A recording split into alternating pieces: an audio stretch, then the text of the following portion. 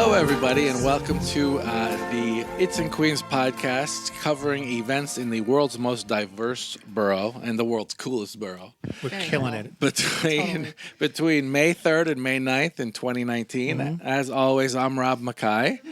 And as always, I must be Chris Donovan. And we have a special guest. And as always, she's Laura. Every day I meet her, she's Laura Altimari. From Edible Queens. Are you from Edible Queens, or where are you Edible from Queens today? Okay. Edible Queens. If anyone, many hats. If anyone, although not wearing one today. If anyone's involved in the food scene in Queens, he or she probably knows Laura. Yep. Yeah. Would you Great say? to be back. How many restaurant owners do you think you know that live in Queens? Oh God, too many. More than 100, probably. Yeah. All right. Yeah. Well, you're just here to celebrate, right? Yes.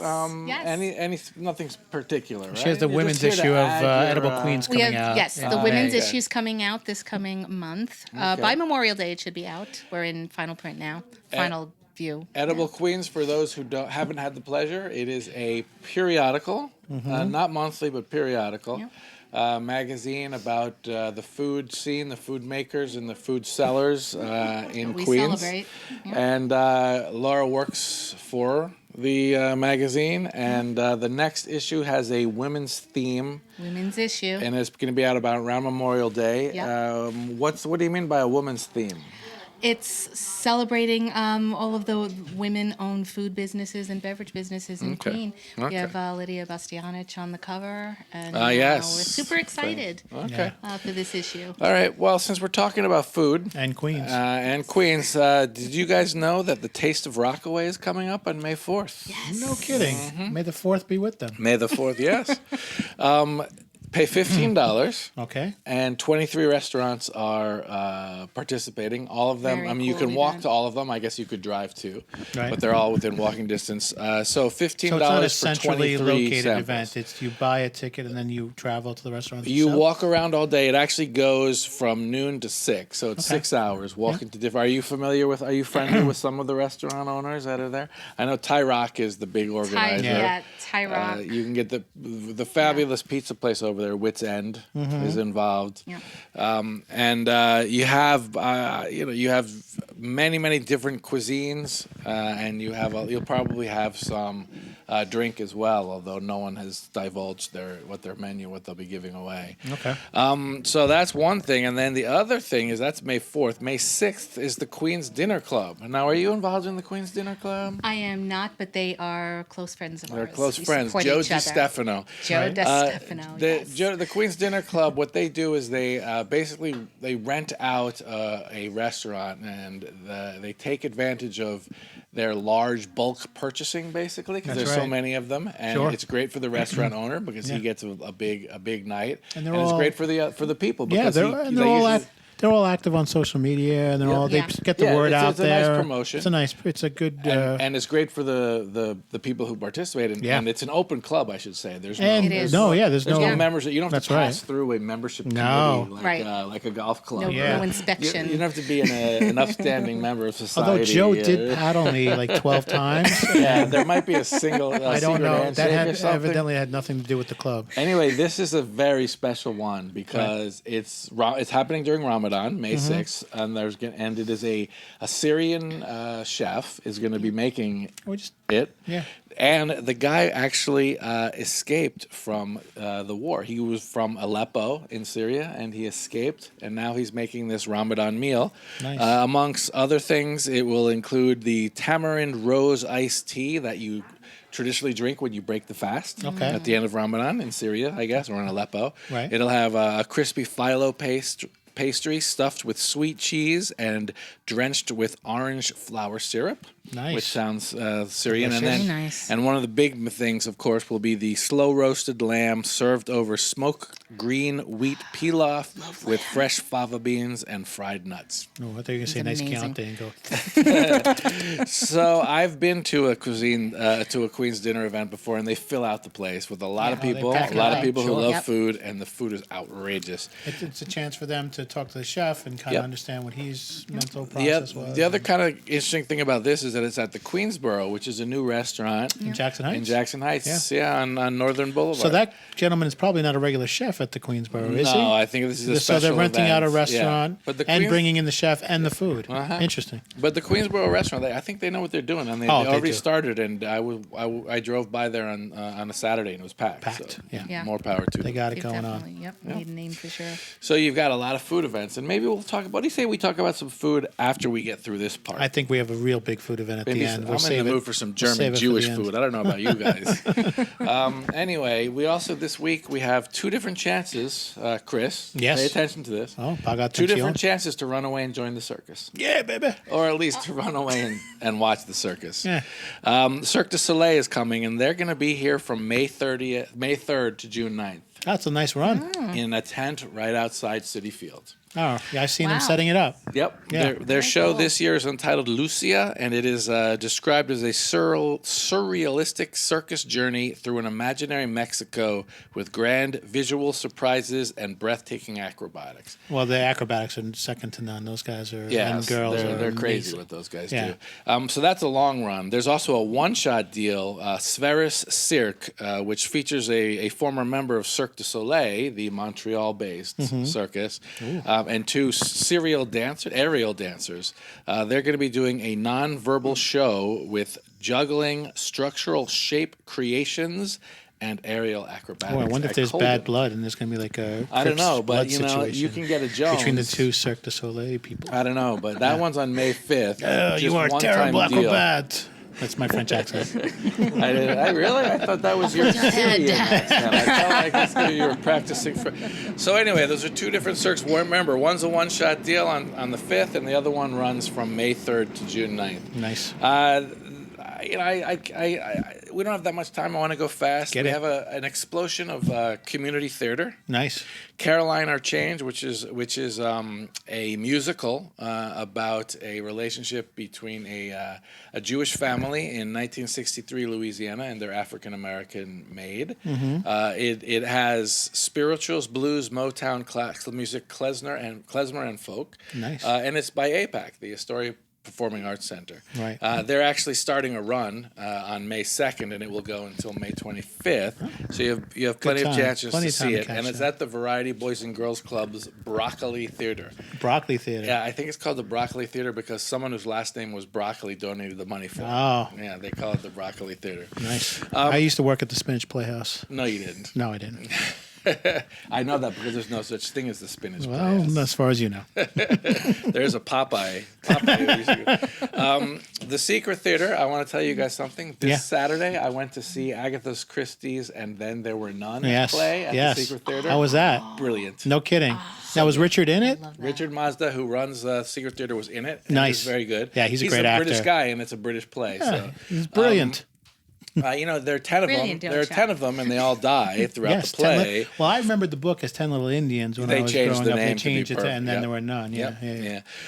So anyway, the Secret Theater finished that, but I just tell you, it's great, and it's also a great place to watch a play. It is a cool place. They're starting something called ASSASINS, which is actually going to show 10 times from May 2nd until May 12th.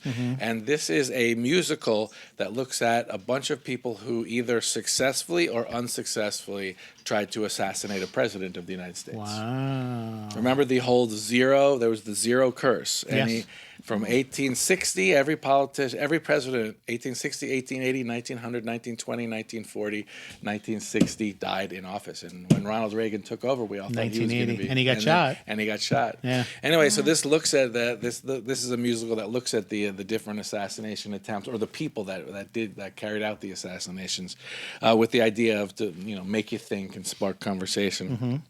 And the other community theater thing is the Douglaston Community Theater, which is...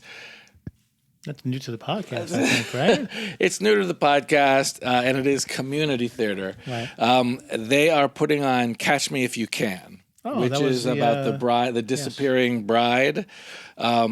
who disappears from her honeymoon cottage. It's being put on at the Zion Church Parish Hall out in Douglaston. Okay. So you can tie that in with La Baraka, which is one of my favorite restaurants out there in Douglaston. Do you know La Baraka? I know La How Baraka. could you even It's ask? a Moroccan North African dare you, place. Yes. Gotta love the couscous, right? Been there forever. It's great. Yeah, they're You do French. that, though. mainstay. Are they It's French? French. They're Has French. French The owners are influence French. in it. Those places They're- where you eat with your hands or no? No, not that I. You don't have to, but I guess you can. could. Yeah, I guess you Oh. could. Yeah. Just because Yeah, I do, it's a- people look It's at me. different. Yeah, that's so you could go hit up La Baraka and hit the play. At That the sounds same like a time. good night. Oh yeah. Some history. Let's Give go it to from me. community theater to history.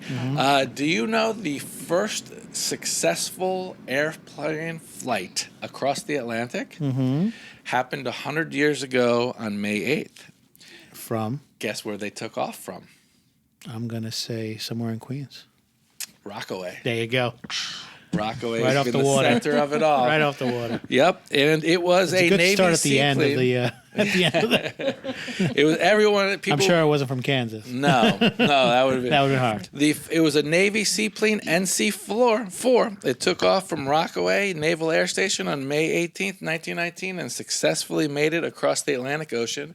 And to celebrate this 100th anniversary, the Rockaway Artists Alliance and the Queens Historical Society, with funding from Councilmember Eric Ulrich, are putting on a show about it, an exhibition. That's It's cool. out in Rockaway at Studio T7 Gallery, which is in Fort Chilton. It's far. You have to go all the way down Rockaway and where Breezy Point is to get to the place. It's far, but it's going to be up. It starts on May 4th, and it'll be there until June 2nd. They've got photos of the actual plane that made it. Oh, really? And yeah, could you imagine being the guy driving that plane? That's that's a scary thing. Forget about it. I don't I even- wouldn't have done it. I'd Yeah. be like, Yeah. I'll just take the boat. I remember the first time I drove to Florida, I was nervous. Really? And that was probably before, he didn't even know about the Bermuda Triangle back then. No. All right. Other interesting thing about history in Queens, Lewis Latimer House Museum. Do you all know the Lewis Latimer House our Museum? own LL, our original Lewis LL. Latimer, he helped Edison invent the light bulb and Graham Bell invent the telephone. His house is a museum where he lived is now a museum. But do you know that they moved it? They put it up on I don't know Not what stilts, well, but not, it wouldn't be stilts, but they actually put it up and drove They raised it and drove it. They yeah. raised it and drove it from Holly Avenue to where it is right now. The woman who, where it is right now is just north of Northern Boulevard in what's known as Levitt Field. And that happened in 1988. They actually have pictures of them slowly driving the car through Flushing. Caused a lot of gridlock that day. Yeah. Anyway, the woman who is the project manager in charge of that will be giving a lecture about the whole like a moving TED with Talk. photos. Yeah. And then she will lead a walk. This is at the Queens Historical Society, which is at the Kingsland Homestead. And after she gives the presentation, she'll lead a walk to where the Latimer House is right now. And there will be docents there to give tours of the Latimer House. So you can spend a day. Yeah. Cool. Little walk outside, kind of nice. And while we're talking about walking, Let's get into it. we have a whole bunch of walking tours of Queens. One is where you look at architecture along Queens Boulevard. One is where you go through downtown Jamaica. And another one is where you walk through the Alley Pond Environmental Center and you forage. There's a woman there who's written a book on the different kinds of foraging that you can do. So she can turn this one she's going to focus on. Are you ready for this? Give it to me. Yeah. She's going to focus on weedy and invasive plants that can be eaten and enjoyed. Really? Yeah. So you walk. I think they could be Sounds eaten. like I'm not so something sure you'd they like. could be enjoyed. No, there's all you'd be surprised the amount of tree bark that can make tea and the hickory root that Like I makes said, good eaten, hand cream. but maybe not goes on enjoyed. and on. People do that forever. I don't know if you ever heard of Wild Man Steve Yes, Brill. of course. We've talked about him on the show before. He does stuff. So that's all going on. Plus, if you don't want to walk, if that's just too slow for your pace, the annual Daffodil Dash, which is a 4K fun run in Queens Botanical Garden, will happen too on May 4th. And the thing about that is that it's a fun run, but all the proceeds go to the Queens Botanical Gardens educational programs. Yeah, it's worthwhile. Yeah. And then I got to finish off with more. It's all about history, talking, lectures, walks, runs. It's a self-improvement week. Oh, why are you looking at me? I say if you made it to the store and bought the self-improvement book, that's enough. That's enough. You've done it. Yeah, because you pay listen. some money, which supports the author. Yeah. Anyway, we have a Earth Day talk with the New York Times science writer John Schwartz at the Reform Temple of Forest Hills on May 5th. Right. We have a screening of a short and then a panel discussion on Rikers. The short is entitled After Rikers, Justice by Design, but they're going to talk about what to do about Rikers at Queens Museum on May 5th. Rikers is a hot topic right now. It's a hot topic, and there are going to be a Too couple hot. people who work in the corrections industry. Okay. And finally, we have something that is outside of Queens. How could we? Not Just on this to show- Stepping podcast, over the sir. border. Just to show how big we are. Yeah, just we're, to you show know- that we're not territorial and mean. We're givers. Roosevelt Island, the Roosevelt Island Historical Society. They, close Which enough. totally should be Queens, by the way. Manhattan has no right claiming I that as think their own. precinct-wise, I think it's in a Queens precinct. There you because go. the only way to get to Roosevelt That's the Island loophole. is over That's right. a bridge from Queens. That's Anyway, right. they offer lectures every now and then, and on May 9th, they have one on what was a potter's field. Do you know what a potter's Yeah, field is? that's where they're buried. Where they bury unknown people. Yeah. So they're having a lecture on the Potter Field in Roosevelt Island.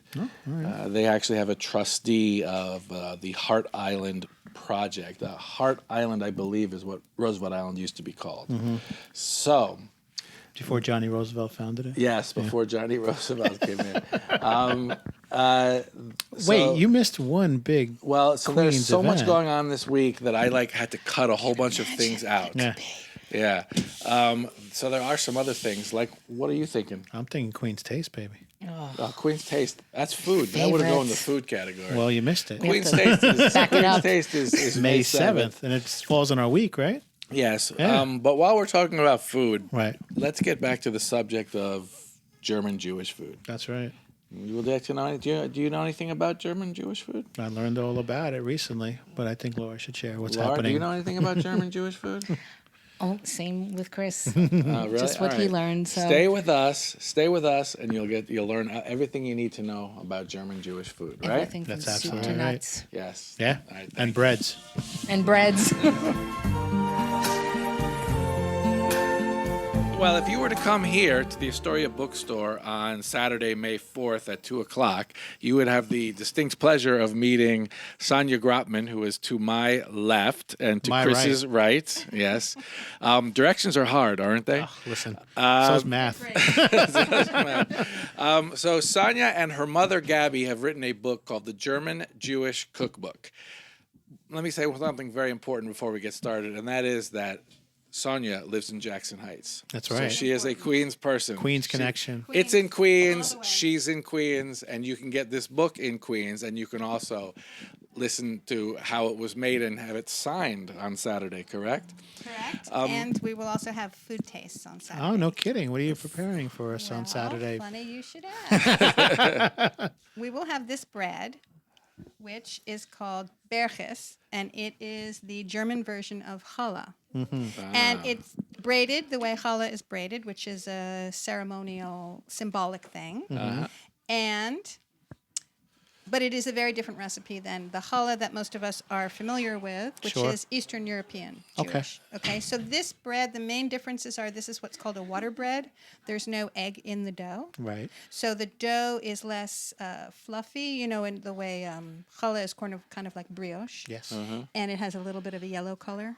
Yeah. This has a different texture. It's very delicious, but different. Okay. And also, it's not sweet. Challah is often has some Yes. sugar Yeah, in it it. is It's sweet. sweet. Absolutely. No sugar. Okay. And this has mashed potato in the dough, Oh, wow. which you don't Cool. know. You wouldn't know if I didn't tell you. And it's in there. It acts as, well, there's different theories of why it's in there. Okay. But it You have one? makes the bread moist. There you go.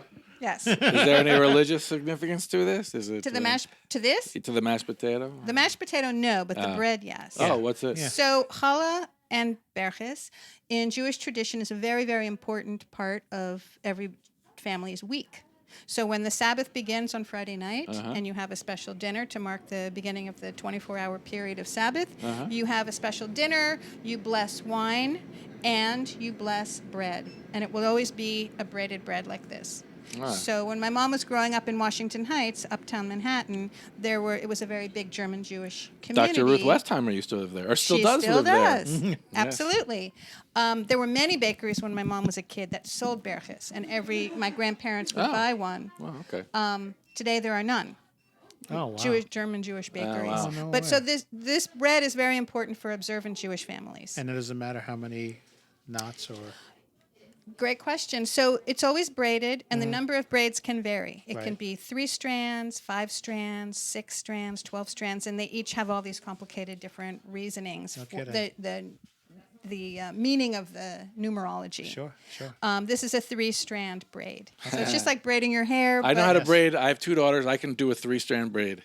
I used to have a Yeah. ponytail Can you in do the a 90s. Can you do a Pocahontas or a French braid on that? You could try. I can't. Okay. You could try. All right. So we can cut this if you would like to taste it. I would. Yeah. love Well, to let's taste it. first. Can we? I want to Sure. just get to know you a little bit. So tell us about you and your mother, who is not here but was here in spirit. She will be here on Saturday. She'll be here Oh, on she's coming Saturday. down She's coming from from Boston. Boston. She actually lives in Boston. Yeah. Yeah, which is where I grew She up. lives in Jackson Heights, though. Remember, don't forget. No, Okay. they won't forget.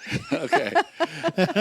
So just tell us about you and your mom. Food was big in your family? So food was big in my family. Okay. Food was very important to my grandfather, Mm-hmm. who lost his parents. He was a Holocaust survivor, your dad? Or your grandfather? Both of my grandparents and my mom. My mom was born in Germany. Right. Okay. And most of my immediate family was able to get out, except my grandfather's parents were not, Okay. and they were killed. Okay. But my grandfather had a very strong tie to his home city, which is a very beautiful city in Bavaria. What's it called? It's called Bamberg. Yes, of course. And he loved food. And I believe he sort of passed that on to both me and my mom. And after he retired, he really took up cooking and baking as a way probably to keep a connection to his past. That makes sense. And it's passed down to my mom. And I grew up eating all sorts of food. My mom cooked traditional German-Jewish food, German food, but many, many, many other kinds of cuisines. Also, my dad also cooked when I was growing up. So I've grown up with an appreciation for food always. And with a German-Jewish emphasis. that was or- one yeah. aspect. My dad's side is Eastern European Jewish. okay. And so if you want to use a sports reference, I sort of joke that I am the product of a mixed marriage because my dad's side is Red Sox and my mom's side is Yankees. There you go. So I'm in a very tricky place. Absolutely. Yeah. Yeah. And I grew up walking distance from Fenway Park. But you're a Mets fan because you live in Jackson I Heights, live in Queens, right? Queens. Just like the Mets. Exactly. All right. Very Exactly. good. Now, Yes. was Very the, good. growing up, was it, let me show you what I'm doing so you know to do it later? Or is it, I'm doing this, I'll write it down for you, you'll figure it out later? Oh, no, No, it it was was- index cards. Recipes Index on index cards, yeah, index cards. Index cards, yeah, but see? my mom still has her box of index cards where there are recipes that I wrote when I was like 8 years old. No kidding. I was always I like made up recipes. Oh, you did? You and made wrote your them own. down. Right. Yeah. So I just absorbed it. And I think I did cooking projects with her and with my grandfather when we visited. Mm-hmm. And yeah. Okay. So tell us a little bit about this book. What do you get if you buy this book, which will be on sale on Saturday at the event? And it's actually on sale now at the Astoria That's right. Bookshop It if you is. want to come This in. Yes. very copy is for sale. Yes, you could buy this exact copy. Yeah, let's all touch it so that it's worth more. And they'll come in, I want the It's in Queens copy. But if you come on Saturday, you can get it personalized and signed by There me you and go. my mom. Yeah. So the book, which we spent many years writing, is a cookbook. 8 years, right? If you want to start from the time we really took this project seriously, and then including writing a proposal and finding an agent and finding a publisher and writing the book and testing all the recipes. All in all, I'd say it was about 8 years. It's a nice run. Yeah. Yeah, and I did the photography. My background is as a visual artist, and my mom also is a visual artist.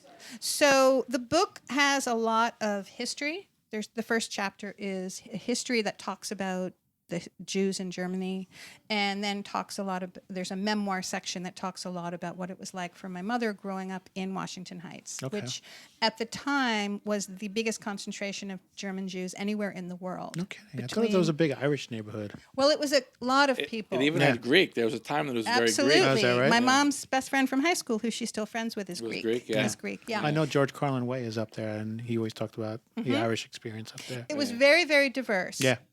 Maybe German Jews. I don't know the exact percentage. They were a minority, but they were a very present But they had a population. Right, And right. the neighborhood was sometimes called Frankfurt on the Hudson because you'd hear German on the that's so street. funny. There were lots of German shops Sure. and businesses. Right. And it was, like I said, the biggest community of German Jews anywhere in the world Wow. after the Nazi era. Sure. No, my grandmother was German, and she grew up in an all-German neighborhood in Brooklyn. And she always said that the Jews and the Christians got along very well in Brooklyn because they were German and they shared common ties. Well, that's exactly what this book is about. Ah. So Jewish cuisine, Jews historically Ashkenazi. are nomadic, Yep. right? Throughout history, Jews have settled all over the globe. Yep. And wherever they've settled, they've had to adapt their cuisine to whatever place they're living in. Right. So there's Chinese Jewish food, Indian Jewish food, Italian Jewish Sure. food, etc. But the food of Eastern European Jews kind of has a monopoly. Because when we all At think least of in our hearts, Yeah. when we all think of Jewish food, we think of things like gefilte fish and knishes and all these things that are really Eastern European Jewish. Yep, bialis. And those were all the things that my dad's mom made, that Jewish grandmother. Okay. But the Jews in Germany, basically, they were surrounded by German food, and they adopted that food as their own. And Jews were in Germany for a long time, Right. at That's least right. 1,000 years. It was actually a haven for them, a safe haven for a while.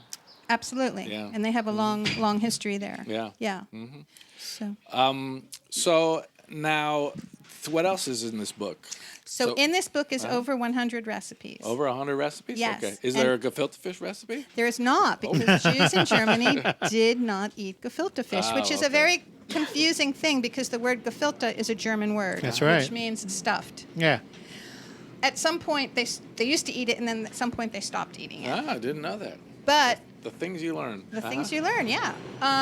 But they did eat fish on Friday night at Friday night dinner. Okay. Because Like good there's Catholics. Well, it's Catholic and Jewish, Yeah. right? So it's definitely a symbolic thing. But they mainly ate carp, which is a freshwater fish. Okay. Right.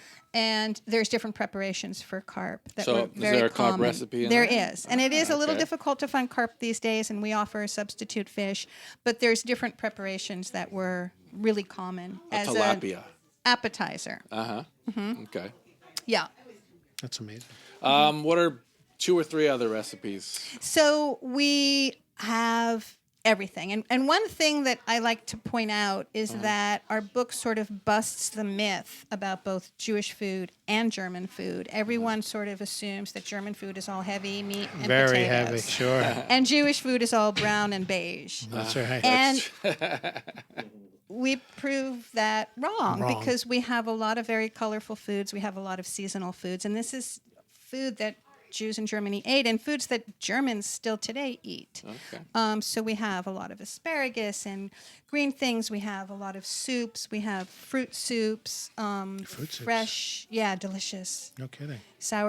Chilled sour cherry soup is That sounds amazing. delicious. Yeah. And pea getting asparagus hungry. soup, which is coming up. The season for that is coming up just right around the corner. And of course, a lot of baked things. Germans are way into cakes. So in Germany, even today, basically they have 4 meals a day. There's breakfast, lunch, and dinner, but And then cake. there's coffee and cake. Kaffee und Kuchen.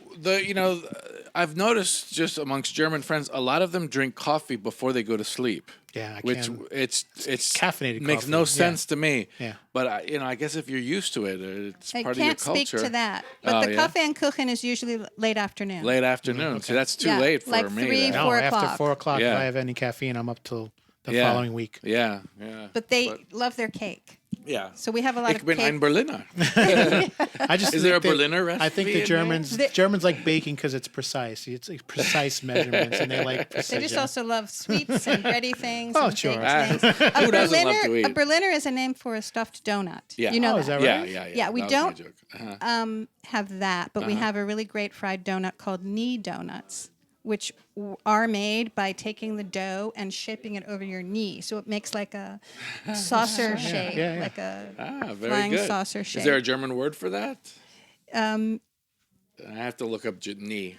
Neat. It's in, yeah, we have all the things. I don't speak German. Okay. We have the name, All the the German translations in name. there, too. Yeah. Okay. And this, you're also going to have an article in Edible Queens this month on Yes, the next I'm issue so coming excited. out. My first article that I wrote for Edible Queens is No coming kidding. out in the spring issue, the women's Nice. issue. All right, and that'll be out this month, right? It'll be out this And month. it's the women's issue, and you have what's your article about? The article is about this wonderful Syrian restaurant and the woman who owns it, No kidding. which is in Forest Hills. Okay. And there's not that many Syrian restaurants. I can't name three. I'll And tell you this that much. talks about what is Syrian food. It's Right. very similar to Lebanese food. Okay. And Turkish food. And she's from the coast. She and her brother co-own the restaurant. Okay. Are they Muslim or Jewish or No, they're Chaldean? not. They're not Jewish. Okay. But so she grew up with a very strong food tradition. Mm-hmm. And Being on the coast, a lot of seafood. A lot of seafood. Yeah, you'd think a lot of seafood. I would think. seafood, Hummus. but it's she really explained that the food really has a lot more in common with Lebanese and Syrian, since those places are just to the south and north, than inland places like Aleppo. Okay. Gotcha. Because it's a different region. Anyway, her food is very fresh and very wonderful. Right. And so it's Were a you profile. a customer first?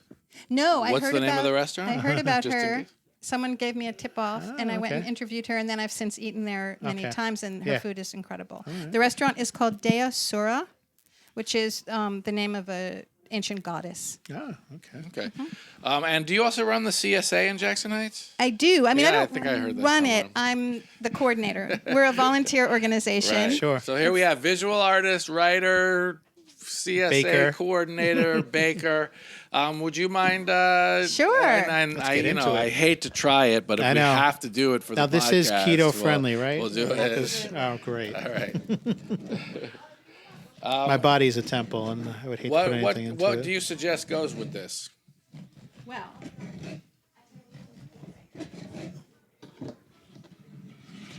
Oh, could Why, you also thank tell you us so a little much. bit about the yeah. knife and the breadboard? I think there's a story behind that too, isn't there? yes, I needed to get my mic back. It's chewy and doughy, just the way I love it. Is it good? I love it.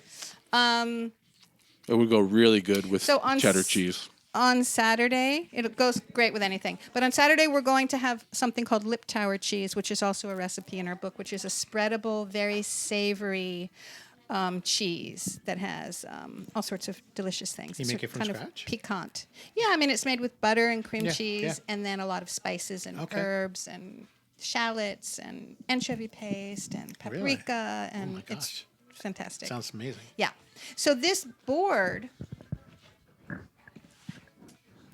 if you can see this board, is probably about 80 years old, and it was brought by my grandparents when they emigrated to New York from Germany in the 1930s.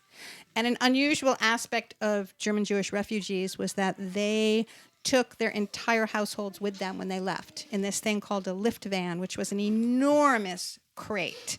I'm talking everything like furniture, household goods, clothing, bedding, cookware. So I have furniture in my apartment in Queens that was from them. I have a lot of Fantastic. cookware. But how did it get to the United States? Did they go on a boat? Wow. Wow. So it's usually we don't think of refugees as immigrating when they're fleeing for their lives, bringing up their whole household with them. Right. It was no, very I don't know unusual. how many people you come with the Yeah. shirt on your back. But it and was that's actually a but- Nazi program. And what Really? they did was they taxed Jewish families. They had to pay a tax on their own belongings in order Just to get them out.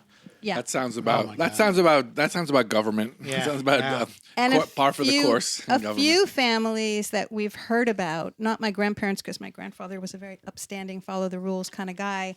They were leaving. They had absolutely no money. People were coming to a new country. Maybe they Yep. didn't speak the language. So some people would try to hide things in their belongings. Or like jewelry. Or, Yeah, so like a really good family friend, they brought a bunch of Leica cameras, and so that when they got here, they could sell them to have a little bit of money to start their new life. Very smart. Yeah. Wow. I've had a blessed life. No wars. Right? No wars. All right. Well, thank you very much. Thank you guys so much. Thank you for The this. This was German-Jewish amazing. Cookbook. Come to the Astoria Bookshop on Saturday if you would like to meet 2:00. the woman and her mother who are behind the cookbook. Yeah. And try some great food. All right, if they're going to have this, you have to be there.